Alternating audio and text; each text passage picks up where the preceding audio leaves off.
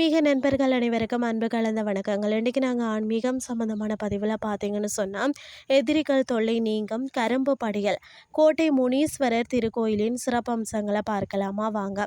ஈரோடு மாவட்டம் பெருந்துறையில் வீட்டிலிருந்து பக்தர்களை வந்து காத்து வரக்கூடிய சக்தி வாய்ந்த தெய்வமான அருள்மிகு கோட்டை முனீஸ்வரர் திருக்கோயிலின் மகிமைகளை நாம் பார்க்கலாம். இந்த தலத்தின் மிக முக்கிய சிறப்பம்சமே முனீஸ்வரருக்கு கரும்பு படைக்கிறதாகும். மனதார வேண்டி கரும்பு படையல் இட்டாலே தீய சக்திகள் விலகி எதிரிகள் தொல்லை அடியோடு நீங்கும் என்பது பக்தர்களின் அசைக்க முடியாத நம்பிக்கையாக இருக்கிறது. புதிதாக வந்து வாகனம் வாங்குறவங்க வந்து முதல்ல தேடி வரும் இடம்னு சொன்னால் இந்த கோட்டை முனீஸ்வரர் கோயில் தான். வாகனத்தை முனீஸ்வரர் முன் நிறுத்தி திருஷ்டி கழித்து பூசை செய்வதால் விபத்துகள் தவிர்க்கப்பட்டு பாதுகாப்பான பயணம் அமையும் என்பது ஐதீகமாக இருக்கிறது. அது மட்டும் இல்லாமல் பார்த்தீங்கன்னா, செல்லாண்டி அம்மனுக்கு வந்து மாவிளக்கு ஏற்றி வழிபட்டாலே குடும்பமும் அந்த குடும்பத்தின் நிலம் செழித்தோங்கும். தென்னாசியப்பர் செல்லாண்டி அம்மன் சந்நிதிகளும் இங்கு தான் அமைந்திருக்கிறதாம்.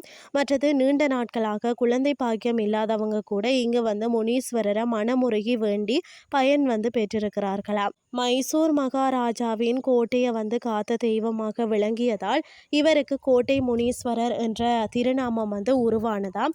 இன்றும் இந்த பகுதி மக்கள் வந்து காவல் தெய்வமாக அரணாக விளங்குகிறார். அமைவிடம் பார்த்தீங்கன்னா, அருள்மிகு கோட்டை முனீஸ்வரர் திருக்கோயில் பெருந்துறை பேருந்து நிலையம் அருகில் ஈரோடு மாவட்டத்தில் அமைந்திருக்கிறதா.